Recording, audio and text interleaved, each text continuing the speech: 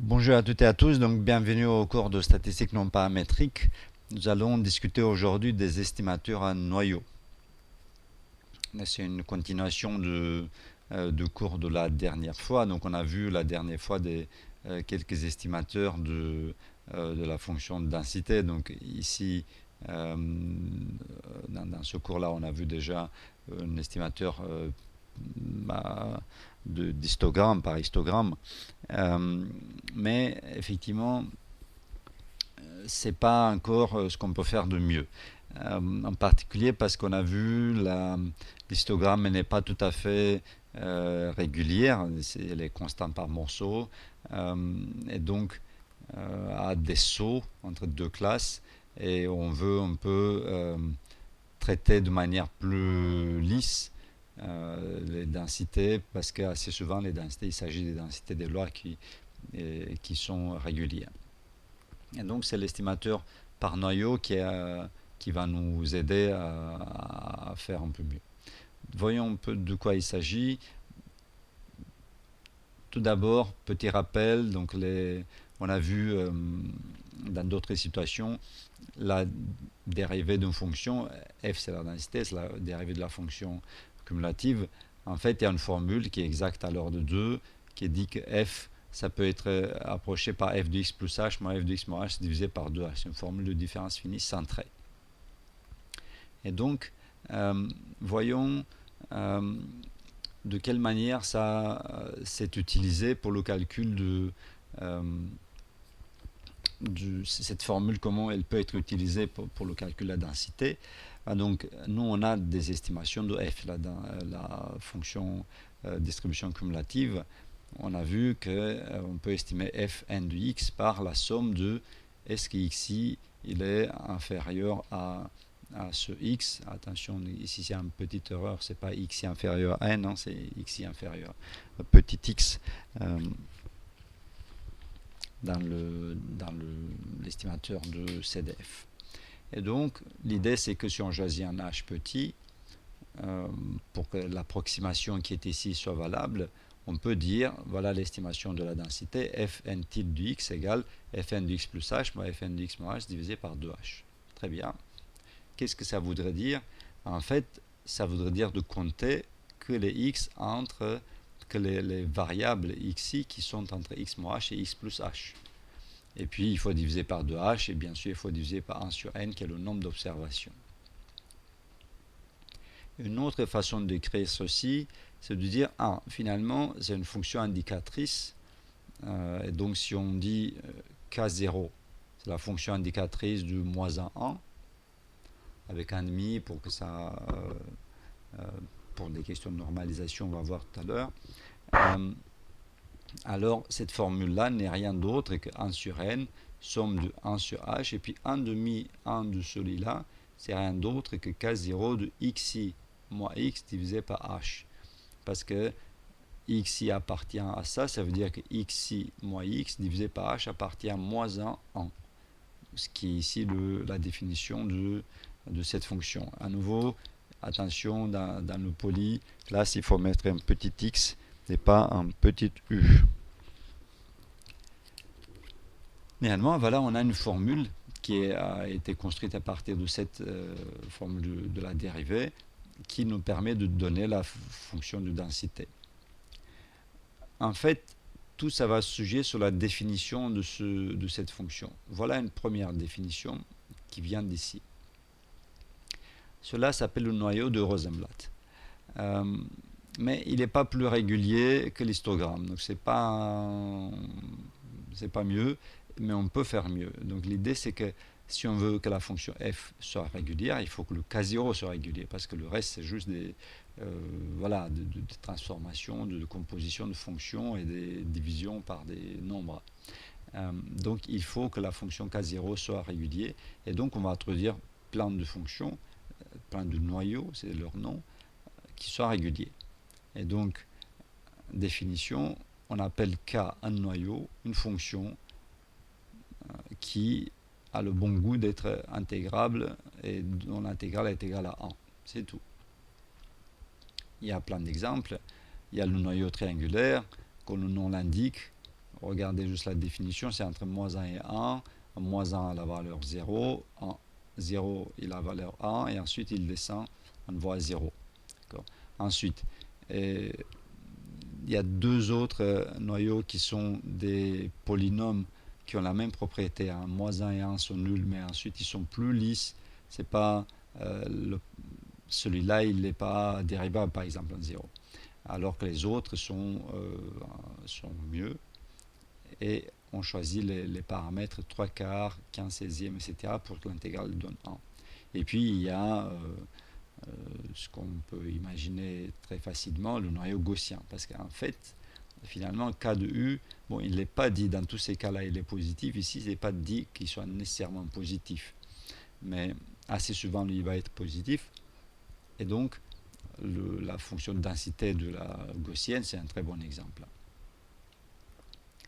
Et donc, pour chaque noyau de ce type-là, donc triangulaire, Epashnev-Shikov, B-weight, gaussien, on peut donc définir un estimateur de la densité. Définition, si le noyau K est donné, et si on a une fenêtre qu'on appelle H, donc un paramètre strictement positif, on met F chapeau N de X égale à ça. Bien sûr, il dépend de l'échantillon qu'on a, il dépend aussi de H, il dépend aussi du noyau. Très bien.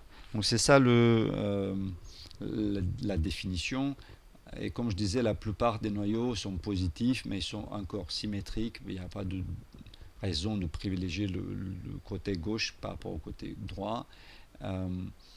Et en plus, on privilégie les valeurs proches plus que les valeurs éloignées. Donc assez souvent, c'est une décroissance sur R+. Ça veut dire à partir de 0 vers l'infini. Et donc, ça va finalement être des fonctions, par exemple, si K est continu, F chapeau va être continu. On voit bien que comme l'intégrale de K est égale à 1, l'intégrale de F va être égale à 1. Donc F, ça va être une densité. Bien sûr, on suppose à nouveau que le K est positif, sinon c'est la positivité de F qui n'est pas assurée. Et puis, le paramètre dont on va beaucoup discuter, c'est H, qui est là, paramètre de fenêtre ou de bandwidth. Et donc, plus on regarde des choses, H dit quel est notre horizon, où est-ce qu'on va regarder. Est-ce qu'on va regarder que les valeurs proches ou les valeurs aussi éloignées. Plus H est grand, plus on regarde beaucoup de choses. Et donc, il y aura plus de régularité. Et le choix de H, c'est un paramètre important. Et puis, en pratique, c'est souvent le choix du noyau, il est moins important que le choix de H. Petite illustration graphique, il y a plusieurs packages qui font l'estimation par noyau de la densité.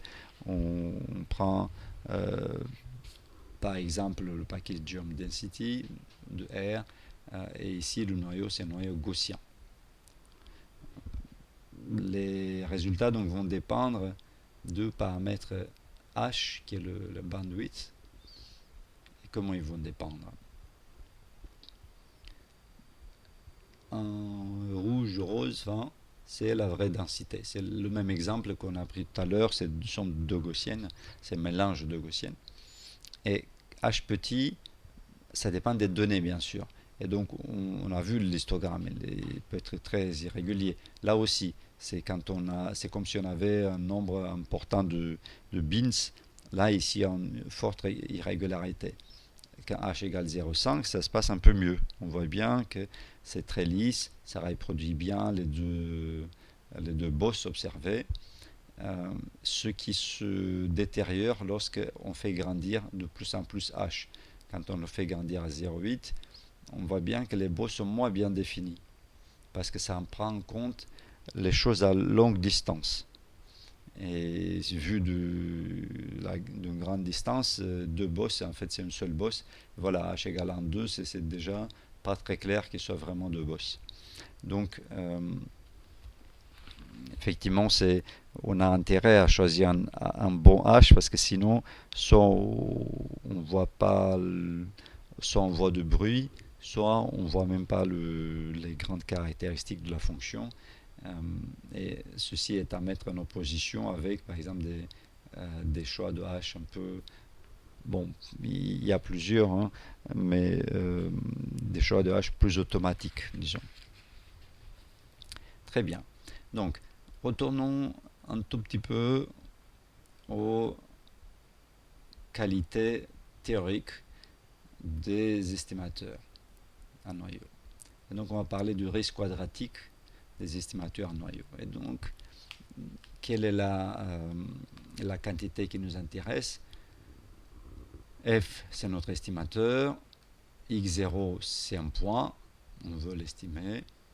Alors, le risque quadratique, c'est l'espérance de Fn chapeau, notre estimateur, moins F0, la vraie valeur, module au carré espérance. Assez souvent, on va utiliser cette décomposition qui est assez classique. Donc, cette erreur, ce risque quadratique, il se décompose comme l'espérance du Fn chapeau moins F de x0 tout au carré. Donc ça, c'est le biais. D'accord, on a, ça, c'est une sorte c'est du moment d'ordre 2. Alors, on peut le décomposer en moment d'ordre 1 au carré plus variance. Définition pour la vocabulaire.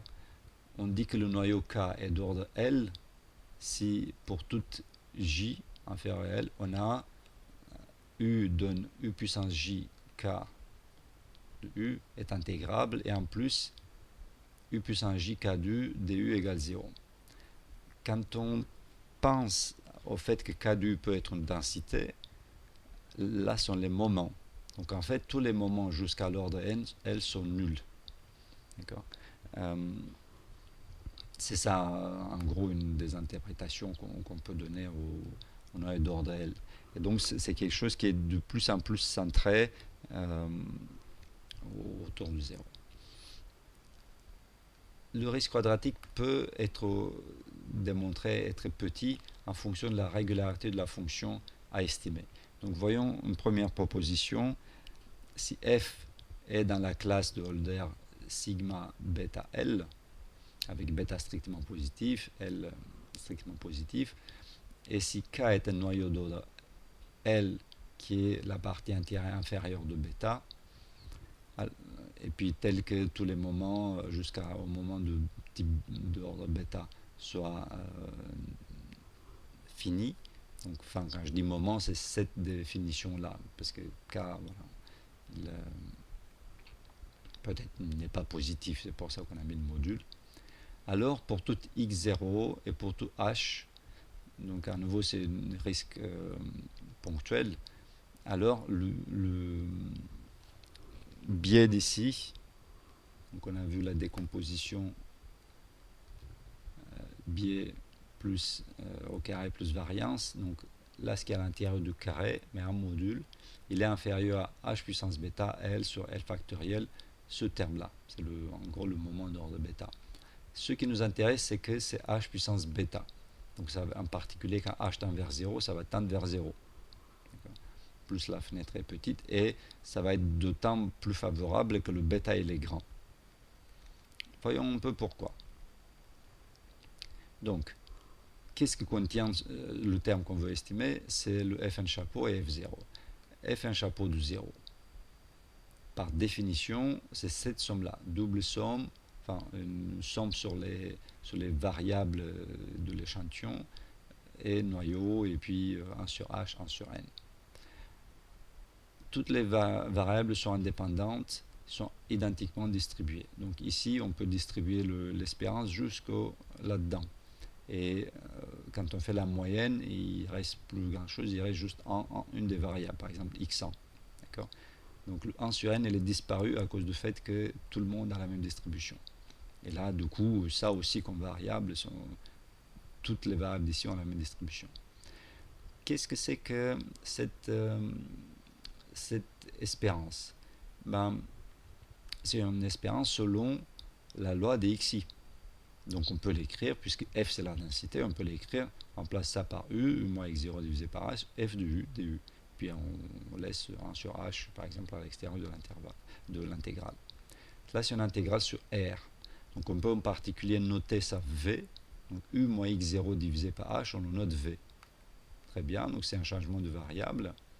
Ça nous permet, entre autres, de voir que U, c'est X0 plus HV. DU et DV, donc ça on a dit que c'est V, donc DV égale DU sur H. Et donc DU égale DV fois H. Et donc le H va simplifier. Ça va DU divisé par H, ça donne pile DV. Donc le H d'ici et le DU s'est simplifié en passant la variable V. Et donc voilà une expression de la première partie de ce terme-là qu'on veut estimer. D'accord? Donc c'est K de V, f de x0 plus hv. Très bien. Pour f de x0, on a cette formule qui est juste une réécriture confortable de f de x0 fois 1, donc c'est l'intégrale de kv. Pourquoi? Parce qu'on veut l'amener à la même écriture, donc finalement on a que la différence des deux, ça va être kv, f de x0 plus kv moins f de x0. Très bien. Et là on voit bien qu'on est en train de s'approcher des développements de Taylor. En particulier, si on fait de f de x0 plus hv, pardon, j'ai peut-être dit kv, x0 plus hv moins f de x0, on sait qu'il y a un développement de Taylor de ce type-là. Donc hv puissance k sur k factoriel, f dérivé k fois un x0, plus, là c'est le dernier terme, en un point intermédiaire qui dépend d'un xi qui est inconnu et qui dépend de x0 et de h, de v, etc. Mais néanmoins c'est f dérivé l fois hv puissance n sur l factoriel. Très bien. Donc on peut remplacer là-dedans en particulier. Remplaçons. Donc la quantité qui nous intéresse, c'est une partie de l'erreur. Donc ça, le xi à nouveau, ça, on ne peut pas le préciser plus. Une partie de l'erreur est égale à donc k de v, et puis ici on met toute la somme. La somme contient des v puissance k. Et le dernier, c'est v puissance l. Ok. Lequel reste? Toutes les intégrales de kv fois v puissance k, ça sont des nombres, f dérivé k fois un x0, k factoriel, h puissance k sont des nombres constants qui ne dépendent pas de v. La variable d'intégration ici est v. Donc on a beaucoup dans cette somme-là, de 1 jusqu'à l-1, on a de kv, v puissance k, qui sont nuls, parce que justement le noyau il est d'ordre L, ça veut dire tous les moments jusqu'à l'ordre L sont nuls, et il ne reste plus que le dernier. Le dernier, on va mettre h puissance L sur L factoriel devant, et on va garder tout le reste. Bon, celui-là, il n'est pas, jusqu'ici c'est nul, mais il y a un V aussi là-dedans. Donc il faut traiter ça de manière un peu plus précise. Comment on traite de manière plus précise? En utilisant justement la classe de la fonction f, la classe de Holder de la fonction f, parce que c'est ça qui va nous aider. Donc, en particulier, donc, kv, v puissance l, il est nul. Donc si on ajoute, si on multiplie par une constante, cette intégrale reste nulle. Donc on peut ici voir qu'on peut soustraire par exemple f dérivé l fois x0. D'accord?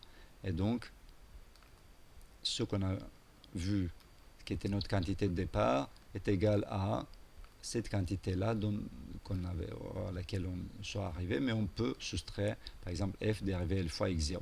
Pourquoi on soustrait f dérivé fois L0? Parce que la différence des deux, par la définition de la fonction f, ça veut dire qu'elle appartient à l'espace de Holder de paramètres bêta L, on aura cette majoration, parce que ça, moins ça, ça va être plus petit que hv, s'il est inférieur à 1, donc on peut l'oublier, hv puissance bêta moins L. C'est la définition de cet espace, entre autres. Et puis, on a pris la boule de rayon L dans cet espace, donc c'est le même L d'ici. Très bien. Donc finalement, ce qu'on a obtenu, c'est que cette quantité, elle est inférieure à h puissance L factoriel fois la quantité qui nous intéressait là-dedans. Et donc remarquez comme il y a v puissance bêta moins L et v puissance L, et donc ça va tomber sur v puissance bêta. D'accord. Et le reste, c'est juste on les a écrits au bon endroit. Et il me semble que voilà, L il est là, h puissance bêta, ça vient de h puissance L et h puissance bêta moins L, V, etc. Tout le monde arrive à sa bonne place. Et donc voilà qu'on a fini la démonstration de cette proposition. Et donc le biais au carré, parce que ce qui nous intéresse, c'est ce risque quadratique qui contient le biais au carré et la variance. Là, pour l'instant, on s'est occupé du biais au carré, donc il converge vers 0 à la vitesse h puissance de bêta. Et donc, c'est d'autant mieux que le bêta est grand. Et puis, si on prend un noyau suffisamment régulier, ça va être d'autant mieux. Qu'est-ce qui se passe avec la variance? La variance, c'est un autre type de raisonnement qui va nous amener à montrer la proposition 4.11. Ça veut dire la variance de cet estimateur-là, c'est la norme L infinie de f fois la norme L2 de k au carré divisé par nh. Désolé, je ne sais pas pourquoi il ne veut pas... Voilà, ça c'est mieux. Et donc, en particulier, si f il est dans une classe de Hölder de ces paramètres, on a vu que la norme L infinie il est majorée par quelque chose. D'accord. Bon. Allons démontrer ça.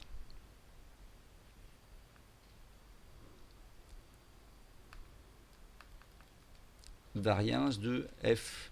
Bon, il manque une parenthèse ici, comme vous pouvez vous rendre compte. Variance de f chapeau de x0. Donc, c'est la variance de l'estimateur.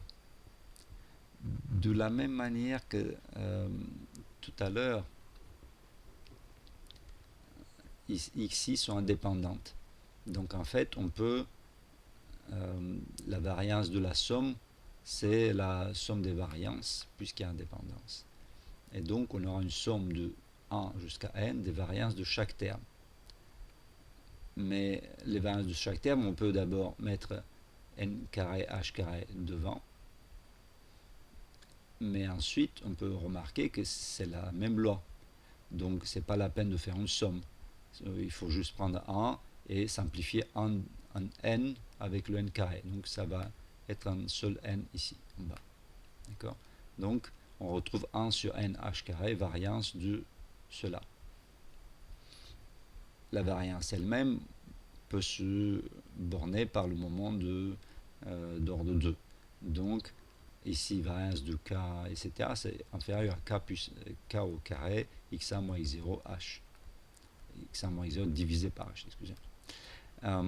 Et à nouveau, la densité de x1, c'est f. Donc, finalement, on remplace x1 par u, on met f de u du. C'est une intégrale. Et le même changement de variable que tout à l'heure, ça nous permet de passer de u moins x0 sur h, qu'on appelle v. Alors u il va devenir i0 plus vh. Et puis il y en a encore un h qui part avec ce changement. Donc finalement, si on retrouve 1 sur nh, intégrale de k au carré, f de x0 plus vh. Très bien. Maintenant, il suffit de constater que par l'utilisation de de la proposition qu'on a déjà vue, à savoir que la norme L infinie, elle est bornée pour toute fonction qui appartenait à une boule dans un espace de Hölder. Cette norme, on peut la dire bornée par m bêta L. Ce n'est pas une constante qu'on connaît très explicitement, enfin, ça dépend bien sûr des espaces, mais en tout cas, ça nous permet de sortir devant et donc d'obtenir la conclusion avec à nouveau une petite parenthèse qui manque. Très bien. On voit que ici c'est un peu différent. Donc, pour que la variance tende vers 0, on veut que nh tende vers infini. Et donc, si on a notre échantillon, c'est qu'on a n qui est fixé. Et donc, là, ici, on voudrait quoi? On voudrait que 1 sur h soit petit, ça veut dire h grand. Euh, et donc, voilà qu'on a deux types de comportements souhaités. Pour le biais au carré, on voulait que h soit petit, alors qu'ici, on veut que h soit grand, parce que ça va minimiser, ça va rendre plus petite la variance. Et donc, on peut dire quel est le h optimal. Voilà le h optimal. Donc, dans ce théorème, bêta positif, L positif, K noyau d'ordre partie entière de bêta, avec les hypothèses qu'on a prises avant. Alors, le h optimal est de la forme Cn puissance 1 moins 2 sur bêta plus 1. Et à ce moment-là, si on prend ce h optimal, alors le risque quadratique, il est borné par, donc, qui était défini par ça, donc suprêmum sur tous les f de sigma belle, etc. Il est inférieur à n puissance moins 2 bêta sur 2 bêta plus 1. On voit bien que lorsque bêta il est grand, c'est un gros 1 sur n, quoi. Voyons pourquoi. Donc c'est juste une combinaison des deux propositions qu'on a déjà vues. Un terme, il a été traité, on a vu qu'il était d'ordre h puissance bêta au carré, et l'autre terme était 1 sur nh. D'accord. Bon. Donc les constantes, pour l'instant, ça n'intéresse pas trop. D'accord. Donc finalement, le terme qui nous intéresse, c'est celui-là. Ça va être donc le risque quadratique, c'est de cette forme-là. C1 avec un C1 qui est une grosse constante qui contient plein de choses. L au carré, L facteur L au carré, intégrale de ça au carré. Bon. Donc C1 H puissance 2 bêta plus C2, tout ça sur NH.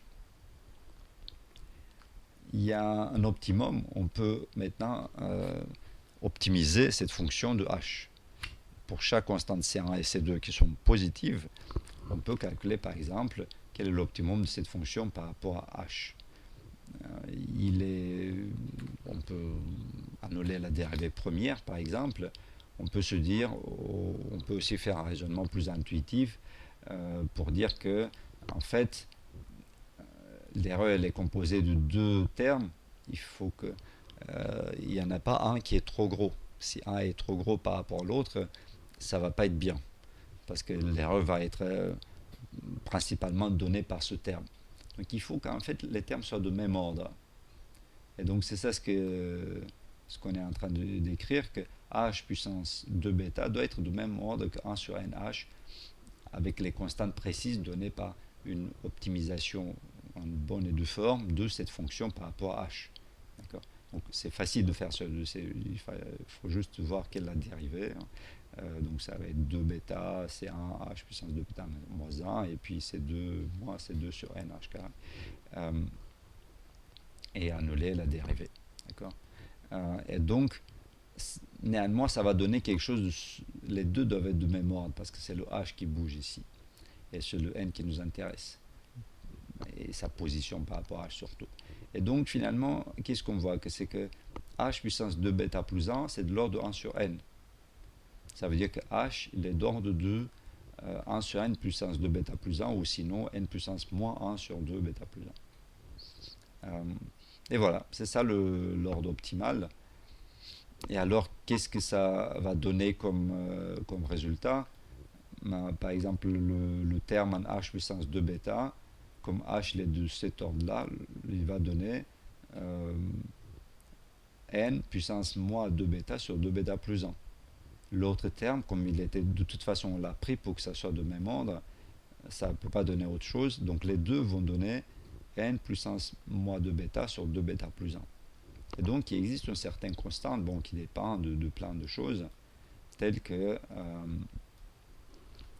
le risque quadratique soit inférieur à c puissance n moins 2 bêta sur 2 bêta plus 1. Fin de la démonstration du théorème, qui est voilà, théorèmes les plus importants de ce chapitre. Bien sûr que l'estimateur dépend de plein de choses. Dépend de bêta. Parce que H il est choisi en fonction de bêta, il dépend de n, il dépend de la régularité de la fonction f. Et donc, c'est pas, si vous voulez, le résultat, c'est un résultat théorique, mais sans connaître a priori quelle est la régularité de la fonction f, on ne connaît pas le bêta. Si on ne connaît pas le bêta, ben on ne sait pas comment calibrer le h, parce que c'est ça. Le n, on le connaît, mais le bêta, on ne le connaît pas. Et donc, finalement, ça reste un résultat théorique, mais on aimerait bien avoir plus d'indications en pratique comment trouver cet estimateur. Et donc, on va voir tout de suite comment faire mieux. Bien sûr que plus la densité est régulière, plus la vitesse de convergence est grande, à condition de la prendre bien sûr quelque chose qui soit raisonnablement optimal pour ça. Attention, ce genre de type d'estimateur, ça marche, mais pas à dimension trop grande, au sens que là, quand la dimension est trop grande, on n'a pas fait la preuve, mais la preuve va donner n puissance moins 2 bêta sur 2 bêta plus d. Je ne sais pas si vous le voyez, c'est un petit d ici. Mais donc on voit bien que ça va pour grande valeur de d, donc je me parlais une autre fois, donc il y a des situations où on a des d de l'ordre, je sais pas, 100, peut-être 1000, peut-être 10 000 ou peut-être 1 milliard. Bon, à ce moment-là, ça réduit beaucoup d'intérêt de faire ce genre d'estimation parce que ça ne se comporte pas du tout bien avec la dimension. Dernière chose à éclaircir pour le cours d'aujourd'hui, le choix de la fenêtre H, donc de bandwidth H par validation croisée. Ça veut dire de manière automatique de choisir ce choix. On ne va pas trop entrer dans les détails de construction des noyaux d'ordre L. Vous allez me faire confiance comme quoi il y a des méthodes très bien pensées pour construire ce genre d'estimateur. En fait, il faut trouver des fonctions équilibrées dont les moments soient nuls pour plein de valeurs. Je disais, qu'est-ce que est passé?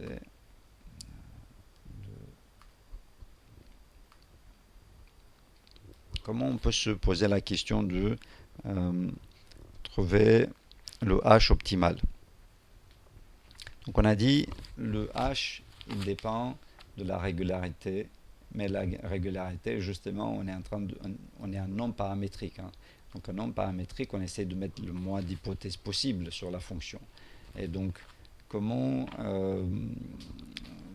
s'en sortir finalement? Donc on va utiliser une petite astuce, un estimateur qui va nous donner des informations sur le f. Mais pour l'instant, commençons par une notation. Donc ce fn chapeau, on va lui donner aussi une dépendance de h de la fenêtre. Donc on va noter fn chapeau, mais va être fn virgule h chapeau. On cherche le h optimal.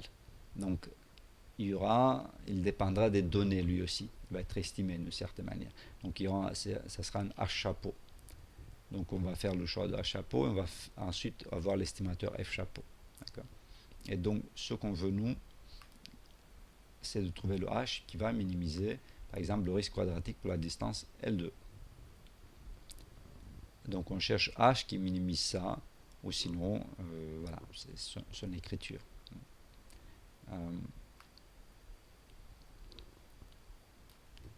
On veut utiliser que les données, parce que la fonction f, elle n'est pas connue. Et donc on essaie de se débarrasser un peu de toute dépendance de la fonction f, mais elle est donnée, elle est fixée. Voilà. Donc on voit qu'il y a le f carré là-dedans. On peut le sortir. Et donc minimiser cette quantité-là ou minimiser cette quantité-là moins f, la norme de f au carré, c'est la même chose. Il n'y a pas de du problème. Donc du coup, on va plutôt chercher un estimateur pour ça. Pourquoi on fait cette chose-là? C'est parce que ça marche. Il n'y a pas de raison voilà, autre que ça. C'est que dans ce cas-là, on a un estimateur qui est sans biais pour cette quantité. Voyons un peu comment on le construit. Donc juste quelques remarques. Donc on va supposer que K est positif. Et puis sinon on peut prendre d'autres hypothèses ça c'est un peu plus disons technique, mais qui suffit parce qu'on va appliquer plusieurs fois Fubini, donc ce type de quantité doit être fini. Mais bon, pour nous on va juste poser K est positif, ça va suffire. Et puis on va pas trop s'embêter pour les hypothèses à vérifier une par une toute rigueur, mais on va supposer par exemple que le risque quadratique il est fini. Et donc en particulier, ce serait bien que f soit L2 parce que ensuite on retranche infini, bon c'est pas très confortable. Et donc voilà l'astuce. On a en fait un estimateur sans biais de ça. Quel est l'estimateur sans biais? C'est le R chapeau H qui est égal à la norme L2 au carré de f n h chapeau. Celle-là, elle est calculable, parce que celui-là, c'est calculable avec le noyau, avec tout ce qu'on veut. Hein. Moi, cette quantité, voyons un tout petit peu de quoi il s'agit. Il s'agit de prendre les couples xi, xj, de voir quelle est leur distance, telle que vue par le noyau H, mais avec une fenêtre, par le noyau K, mais avec une fenêtre H, et faire en sorte de moyenne. Là, ça serait une moyenne si X et J était pris pour un grand échantillon, disons. Mais ici, voilà, c'est juste, on fait la somme de tout ça et on divise par n-1 sur 2, qui est le nombre de couples J différents de I, etc. Très bien. Donc on voit une sorte de distance moyenne vue à travers le noyau et vue à travers la fenêtre. Le théorème dit de démontrer que celui-là, c'est un estimateur sans biais de ça. Donc, c'est ça ce qu'on veut montrer. D'accord, qu'ils ont la même moyenne. Mais celui-là, il a été obtenu par Fn chapeau H moins F au carré. D'accord, et donc moins F, nombre de F au carré. Mais si on se souvient de la formule de x moins y au carré, bah, c'est x au carré moins 2xy plus y carré. Donc on voit bien que cette partie-là va simplifier. En fait, elle est là justement pour simplifier. C'est pour ça qu'on l'a mis. Et donc il va rester le premier carré moins 2 fois le produit des deux. D'accord. On peut mettre l'espérance là-dedans. Le seul qui prend l'espérance, c'est celui-là. Et f de x est une constante par rapport à notre aléa qui est le choix de l'échantillon x majuscule. Et donc voilà, qu'on se retrouve à vouloir montrer que moyenne de R chapeau est égal à ça. Vous remarquez que le fait d'avoir introduit ici, bien sûr que ça utilise une certaine Fubini pour pouvoir changer l'ordre des intégrales en gros. Et donc qu'est-ce qu'on veut montrer? Celui-là, il figure déjà dans le R chapeau. Voyons peut-être juste pour se le rappeler, celui-là, il est déjà bon. Et donc, il suffit de montrer que ça et ça, c'est la même chose. Enfin, l'espérance de ça est la même chose que l'autre. Et donc, travaillons un peu sur cette égalité-là qu'on veut montrer.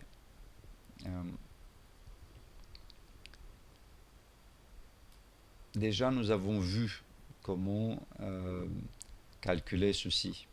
D'accord? C'est le calcul qu'on a déjà fait.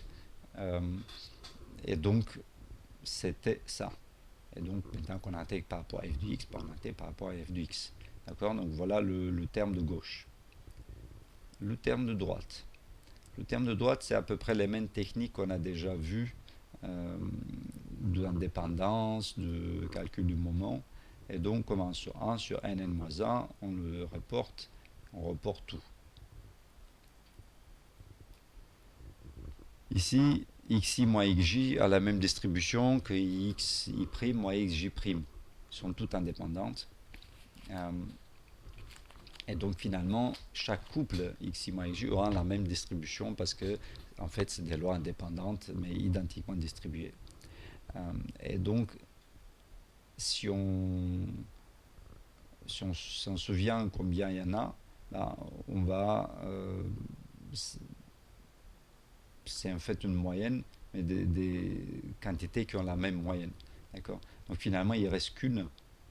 Donc on peut mettre par exemple x1 moins x2 et simplifier cette partie-là qui ne nous intéresse pas. Au sens que, voilà, qui sont toutes les mêmes. Parce qu'on parle de l'espérance ici. Très bien. Donc finalement, le côté droit, c'est égal à ça. Et ici, ces deux variables, tous les deux ont la densité f, donc c'est un intégral double de ça.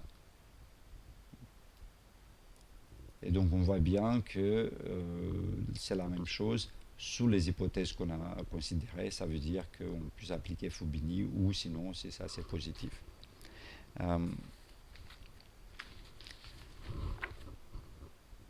Fin de la démonstration du théorème. Effectivement, on a donc un estimateur de risque quadratique. Donc en pratique, qu'est-ce qu'on fait? C'est ce qu'on imagine. Hein.